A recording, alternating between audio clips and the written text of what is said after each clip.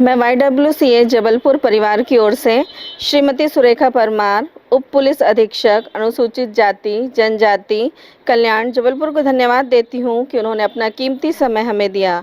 मैं स्वयं बहुत प्रभावित हुई जब मैंने मैम का जीवन परिचय पढ़ा।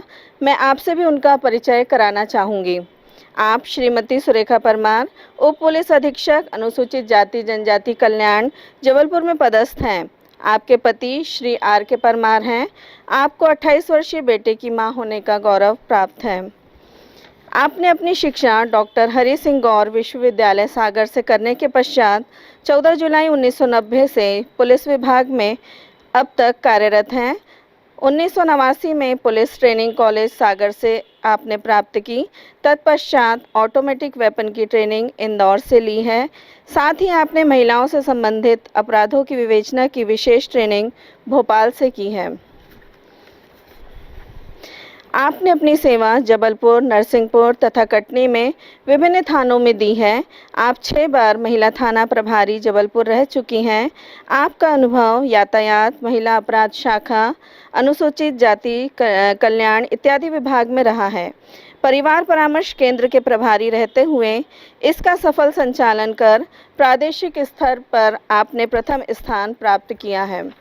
सामाजिक संस्थाओं से अनगिनत सम्मान व पुरस्कार प्राप्त 2010 की जबलपुर की नायिका अवार्ड प्राप्त करने वाली, कैंसर को हराकर विजेता के रूप में खड़ी श्रीमती सुरेखा परमार को मैं आमंत्रित करूंगी कि आज के विषय पर अपने विचार प्रस्तुत करें।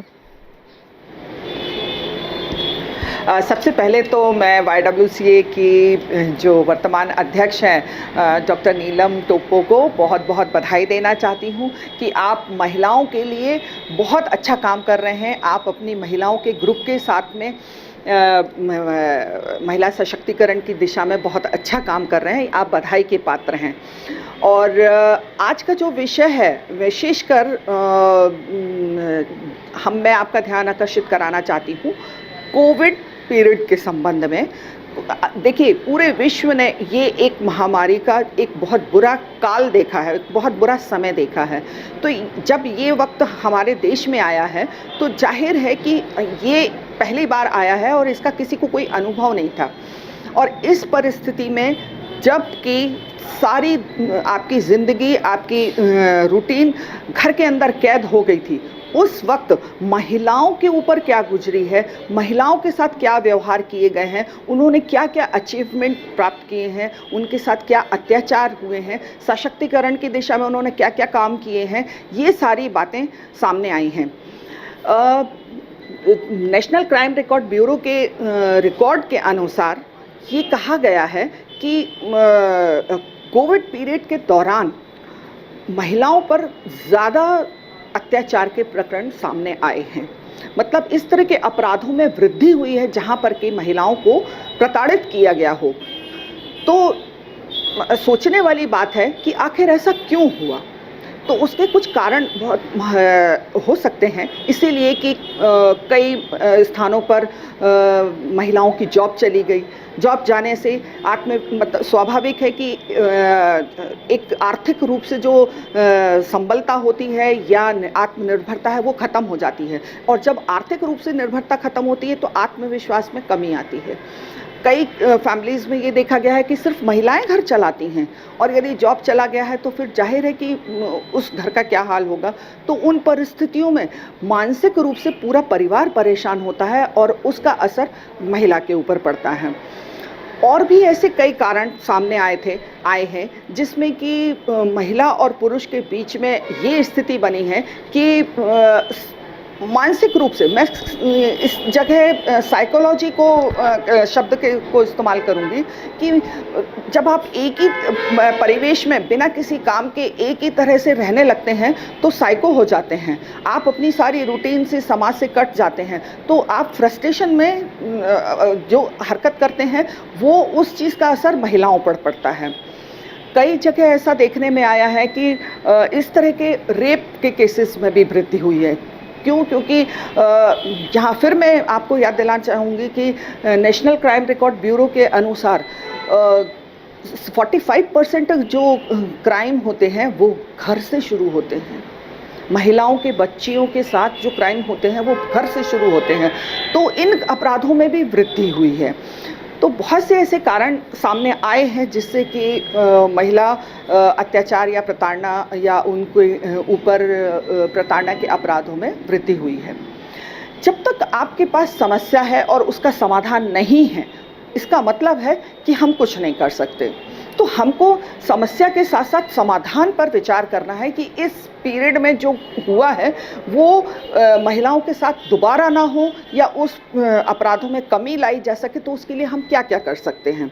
बीइंग अ पुलिस ऑफिसर होने के नाते मैं आप सभी से ये रिक्वेस्ट करना चाहती हूँ कि ये डिजिटल युग है, सोशल प्लेटफॉर्म आपके पास हैं, आप सोशल प्लेटफॉर्म का इस्तेमाल कीजिए और जो एजेंसीज जैसे पुलिस है, 100 डायल है या एडमिनिस्ट्रेशन है, उनके द्वारा जो सुविधाएं महिलाओं को दी गई हैं कि नंबर्स दिए हैं कि वी केयर फॉर यू जैसी सुविधाएं दी हैं या 100 डायल जैसी सुविधाएं दी हैं, तो ऐसे जो नंबर्स हैं उन तक पहुंचाएं और महिलाओं को मोटिवेट करें कि यदि आपके साथ कभी कोई घटना होती है तो आत्मविश्वास के साथ में, पूरी इस आशा के साथ कि हमको मदद मिलेगी, इन नंबर्स का इस्तेमाल तुरंत करें, सर्विस आपके घर तक पहुंच जाएगी। मैं आपको याद दिलाना चाहूँगी कि पुलिस के की सिस्टर कंसर्न आप कह सकते हैं 100 डायल है, उसका सर्विस टाइम है सिटी में 5 मिनट्स, मतलब 5 मिनट के अंदर 100 डायल की सेवा आप तक पहुंच जाएगी।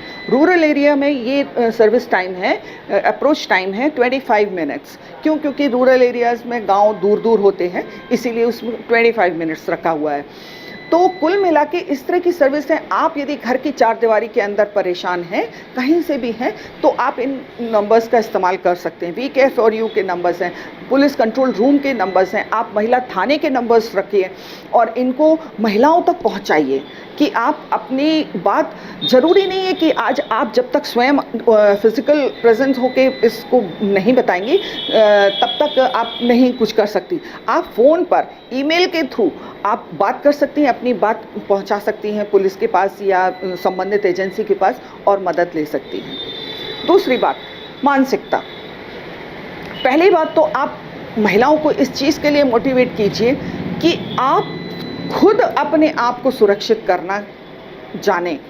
हर व्यक्ति, हर महिला के पीछे पुलिस नहीं लगेगी। आपको खुद आत्मविश्वास पैदा करना होगा, आपको खुद इस चीज़ के लिए तैयार होना होगा कि कम से कम आप अपनी सुरक्षा खुद कर सकें। और कभी विभिन्न ऐसी परिस्थितियां यदि आ जाती हैं कि मतलब जैसे रेप है, रेप अटेम्प्ट रेप है या छेड़छाड़ है, इस तरह की शिकायतों में बहुधा आपको इतना समय तो मिल जाए कि आप फिर पुलिस के पास जा सकें। तो अपनी सुरक्षा, अपने आत्मविश्वास को कायम रखिए। इस चीज़ के लिए आप हर महिला को मोटिवेट करिए। और मेरा मानना है कि आत्मविश्वास से भरी हुई बेटियां बेटों से कम नहीं होती। और इसीलिए यदि उदाहरण के लिए मैं यदि सड़क पर चलती हूँ तो मेरी बॉडी लैंग्वेज काम करती है। हिम्मत नहीं कर सकता कोई मेरे कुछ छेड़छाड़ करने की। यदि आप हिम्मत करते भी हैं तो हमारा रिएक्शन तुरंत होना चाहिए। ये नहीं कि आप सिर झुका के और उस चीज़ को छोड़ के आगे चल दिए। नहीं, आपने सामने वाले के हौसले को और बढ़ाया है कायदे से। आप रिएक्ट कीजिए। अभी समाज इतना मरा नहीं है कि आप यदि सड़कों पे चल रहे हैं और यदि कोई छेड़छाड़ कर रहा है और आप यदि आवाज़ लगा रहे हैं तो कोई आपके साथ खड़ा ना हो। बिल्कुल खड़ा होगा, हर हाल में खड़ा होगा। सब नहीं तो कुछ तो होंगे, आपको इतना वक्त मिल जाएगा। तो मेरा कहना है कि आपके अंदर विरोध की भी क्षमता होनी चाहिए। आज हर महिला के अंदर एक कह सकते हैं कि एक विरोध करने की जो क्षमता होती है ना, उस चीज़ को मैं क्या शब्दों में बोलूं, हर महिला के अंदर एक विरोध करने की क्षमता होती है, लेकिन वो उस चीज़ का विरोध नहीं करती है सिर्फ इसलिए कि शर्म है, लिहाज है, समाज क्या कहेगा, लोग क्या कहेंगे, इन चीज़ों में उलझ के रह जाती है। उसके अंदर जो वैल्यू है, जो विरोध करने की क्षमता है, और वो बाहर नहीं निकल पाती। जबकि ये बहुत ज़रूरी है कि महिलाएं खुद अपने आप को सशक्त करें और एक अंदर की ताकत को हमेशा साथ में लेके चलें। आपको किसी पुलिस की ज़रूरत नहीं पड़ेगी, आपको किसी एजेंसी की ज़रूरत नहीं पड़ेगी। तीसरी और अहम बात जो है कि पुरुषों का भी रोल बहुत होता है। ताली दोनों हाथों से बजती है। आज हम पुरुषों की तरफ उंगली उठाते हैं कि ऐसे क्राइम सामने वाले के द्वारा किए जाते हैं। हर माँ को अपने बच्चे को ये सिखाना ज़रूरी है। ये एक सोच का परिणाम होता है। कोई भी अपराध आज की डेट में यदि इस तरह का होता है, इसका मतलब है कि वो एक सोच जो बहुत पुराने समय से चली आ रही है, उसका परिणाम है। आज हम अपने बच्चों को, अपने घर में लड़कियों को किचन में बिजी कर देते हैं, लड़कों को मोटरसाइकिल के खिलौने देते हैं। क्यों? आपने वही आप उसको डिवाइड कर दिया। दोनों को आज लड़कों को ज़रूरत है कराटे सीखने की, तो उनको ज़रूरत है पराठे भी बनाने की। लड़कियों को यदि ज़रूरत है पराठे बनाने की, तो उनको भी ज़रूरत है कराटे सिखाने की। तो ऐसी परिस्थिति में हर माँ को चाहिए, हर पिता को चाहिए कि वो अपने लड़के को महिलाओं का सम्मान करना सिखाए। आपके घर में बहन है, आप ये जानते हैं कि आप उसका सम्मान करते हैं, तो यदि दूसरे की बहन है तो उसका भी सम्मान किया जाना चाहिए। वो कोई वस्तु नहीं है कि जिसे आप उसको उसका दुरुपयोग करें या आप उसका सम्मान ना करें, उसको वस्तु समझें, ऐसा नहीं होना चाहिए। तो मेरी ये बहुत अपील है आप लोगों से कि यदि आप पेरेंट्स को ये चीज़ समझा सकें कि लड़का लड़की बराबर हैं, यदि आप लड़की को सुरक्षा के दृष्टिकोण से समझाते हैं तो लड़के को ये भी सम्मान के दृष्टिकोण से भी समझाइए कि महिलाएं सब बराबर हैं, बहनें सब बराबर हैं।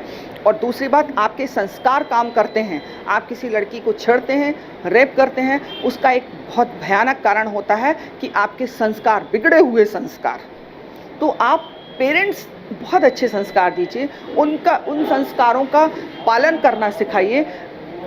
आज 28 साल का मेरा बेटा है। मैं अपना उदाहरण देना चाहूँगी कि जब मेरा बेटा इस स्थिति में आया कि वो अपनी टीन एज से शुरू हुई, तो मैंने उसको यही चीज़ समझाना शुरू की कि मेरे पास ये शिकायतें नहीं आना चाहिए कि तुमने किसी को छेड़ा है या तुमने किसी को एब्यूज़ किया है। नहीं, उसका कारण है कि मैंने तुम्हें ये नहीं सिखाया है कि तुम कोई भी लड़की है, यदि दोस्त है तो बहुत अच्छी दोस्त है, उससे कोई फ़र्क नहीं पड़ता कि वो लड़की है या लड़का है।